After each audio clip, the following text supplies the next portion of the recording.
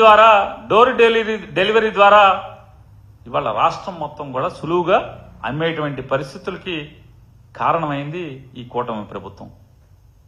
చంద్రబాబు నాయుడు గారు WhatsApp governance అంటే ప్రజలకు అర్థం కాల. ఏంటి చంద్రబాబు నాయుడు గారు ఆయన వాట్సాప్ గవర్నెన్స్ అంటాడు, వాట్సాప్ గవర్నెన్స్ అంటే వాట్సాప్లో గవర్నమెంట్ ఎట్లా దొరుకుద్ది అని చెప్పాను. కానీ ఇవాళ ఆంధ్రప్రదేశ్ రాష్ట్ర చంద్రబాబు నాయుడు గారు చెప్పినట్టుగా ప్రగల్భాలు పలికినట్టుగా ఆంధ్రప్రదేశ్ రాష్ట్ర ప్రభుత్వ సేవలు వాట్సాప్లలో దొరకట్లేదు. కానీ బ్రాందీ విస్కీ బీరు మాత్రం వాట్సాప్ల్లో మాత్రం ఫుల్గా దొరుకుతుంది.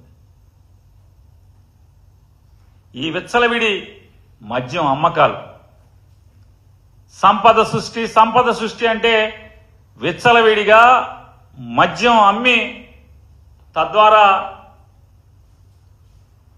సొమ్ము సృష్టించేటువంటి ఆలోచనతో వీళ్ళు హద్దులు లేనటువంటి ఈ మద్యం అమ్మకాల వల్ల ఇవాళ తాగుబోతులు పశువులుగా మారి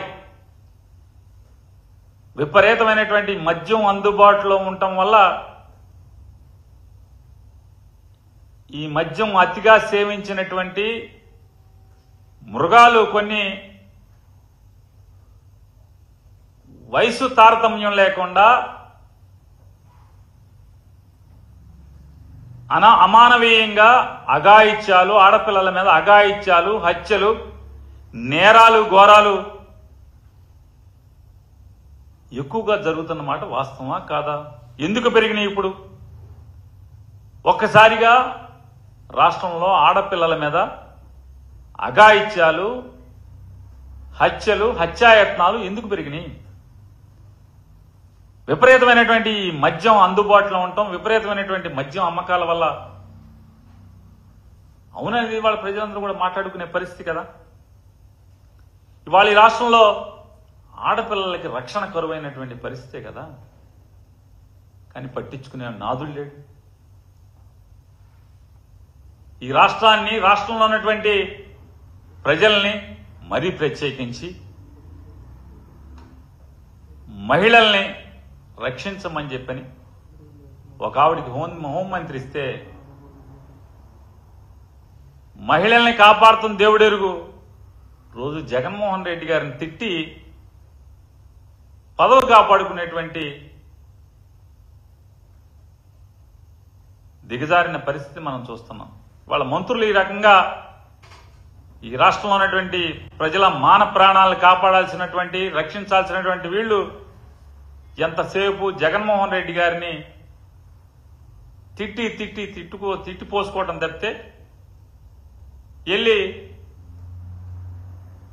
పెద్ద బాస్ దగ్గర చిన్న బాస్ దగ్గర ఓ సలాం కొట్టి ఆ వీడియోలు చూపించి ఆ మంత్రి పదవిని కాపాడుకునేటువంటి పరిస్థితులే ఇవాళ ఈ రాష్ట్రంలో ఈ దౌర్భాగ్యానికి, ఈ దారుణాలకి కారణమైందనేది కూడా మనకు అర్థమవుతుంది. ఎన్నికల ముందు ప్రస్తుత డిప్యూటీ సీఎం ఉప ముఖ్యమంత్రి పవన్ కళ్యాణ్ గారు ఆడవాళ్ల మీద అఘాయిత్యాలు చేసిన, ఆడవారి వైపు కన్నెత్తి చూసిన ఆ దుర్మార్గుల్ని బెత్తంతో కొడతాను, బెత్తం దెబ్బలు పడతాయి జాగ్రత్త అని చెప్పిన ఆ రోజు పెద్ద పెద్ద రంకులేశారు. ఈ రాష్ట్రంలో ఉన్నటువంటి అబలలందరూ కూడా, లేదా స్త్రీలు కానీ నిజమని నమ్మారు. తీరా అధికారం వచ్చాక చూస్తే ఆడపిల్లల మీద అఘాయిత్యాలు, హత్యలు, హత్యాయత్నాలు జరుగుతుంటే బెత్తం దెబ్బలు కొడతా అన్నటువంటి పవన్ కళ్యాణ్ గారు అడ్రస్ లేకుండా ఆయన ఎక్కడ కనపడ్డు.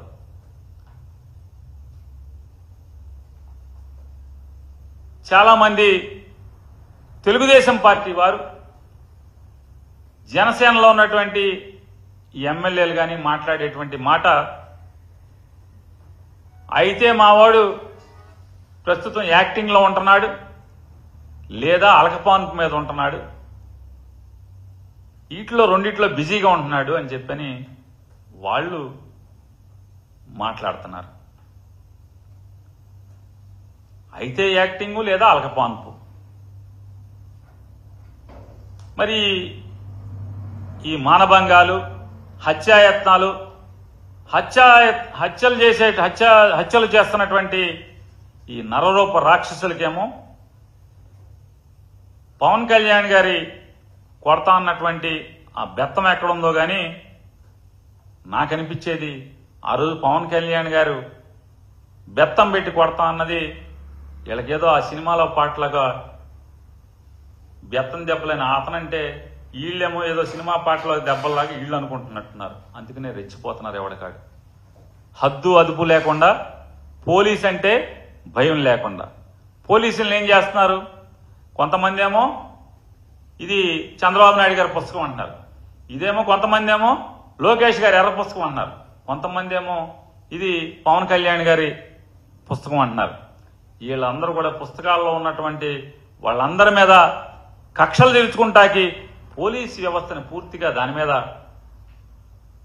వాడుకోవటం వల్ల వైఎస్ఆర్ కాంగ్రెస్ పార్టీ వాళ్ళు ఏం చేస్తున్నారు? వాళ్ళ ఫోన్లన్నీ రికార్డ్ చేసుకుని వినాలి. దానికి రమేష్ హాస్పిటల్ దగ్గర ఒక ఆఫీస్ పెడతారు. పాపం ఆయన ఎవరో మంచోడు ఉన్నతాధికారి పిలిచారు, ఏ బాబు నన్ను ఏం చేస్తున్నారా బాబు, ఆడేవాడు అపోజిషన్ ఆడే అసలు మామూలుగా మన ఆఫీసు పేరులతో సహా చెప్తున్నాడు, జాగ్రత్త బాబు, రేపు గవర్నమెంట్ మారితే ఇంతకన్నా దారుణంగా ఉండే పరిస్థితులు ఉంటాయి, తప్పులు చేసిన వాళ్ళందరినీ ఇట్లాంటి తప్పులు రికార్డింగ్ చేయబాకండి బాబు అని చెప్పి అతను లబోదీపం అంటున్నాడు. జగన్మోహన్ రెడ్డి గారు ఏం మాట్లాడుతున్నాడు? మాజీ మంత్రులు ఏం మాట్లాడుకుంటున్నారు? మాజీ ఎమ్మెల్యేలు ఏం మాట్లాడుతున్నారు? వాళ్ళ ఇంట్లో ఆడవాళ్ళ ఫోన్లు ఏంటి? ఈ రికార్డింగ్లు పోలీసు అంతా కూడా దాని మీదే. లేదా కక్ష సాధింపు, ఆయన లోపలే ఈయన లోపలే తప్పుడు కేసులు కట్టు, ఒకడి మీదే ఒక సోషల్ మీడియాలో ఒక పోస్టు పెట్టినందుకు 18 కేసులు, 19 కేసులు, 20 కేసులు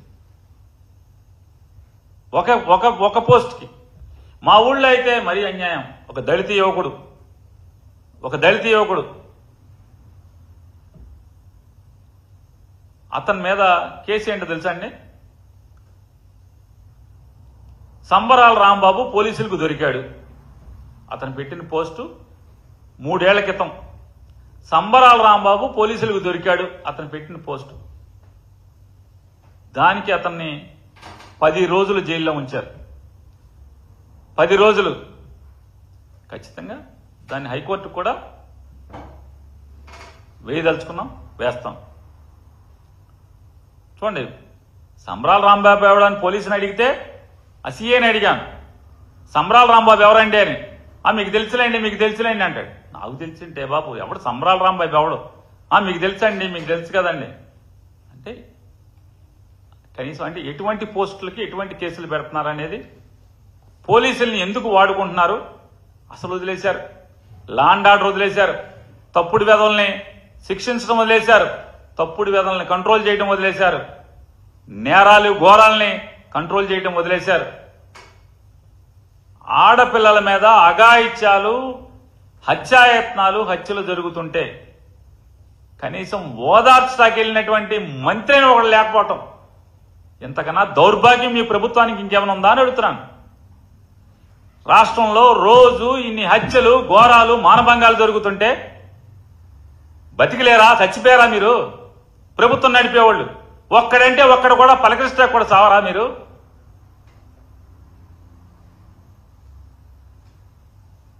కుక్కల పీకి పిల్లల్ని చంపేస్తున్నాయి. ముక్కు పచ్చలారని పసిపిల్లల్ని 3 ఏళ్ళు 4 ఏళ్ళని కుక్కల పీకి చంపుతుంటే ప్రభుత్వం అండగా ఉంటుందండి. దేనికి? శవానికి అండగా ఉంటుందా? దేనికి? అంటే ఈ రాష్ట్రంలో మీకు ఓటేసిన పాపానికి ఇంట్లోంచి పిల్లల బడికి వెళ్తేనో, ఓ చాక్లెట్ కొనుక్కుంటాకెళ్తేనో మళ్ళీ తిరిగి ఆ పిల్లోడు బతికి వస్తాడా లేడా, శవం వస్తా కూడా అర్థం కాని పరిస్థితిలో మీరు ప్రభుత్వాన్ని సాగిస్తూ ప్రభుత్వం అండగా ఉంటుంది. ఒకడు చెప్తాడు, ఒక అధికారి, నేను చెప్పట్లా, ఇవన్నీ ఏబిఎన్, TV5, ఈనాడులోనే చెప్పిన వార్త ఇది. వార్తలు ఏంటంటే చెప్తున్నారు, అధికారి చెప్తున్నాడంట, మేము కుక్కలకి పిల్లలు పుట్టకుండా ఫ్యామిలీ ప్లానింగ్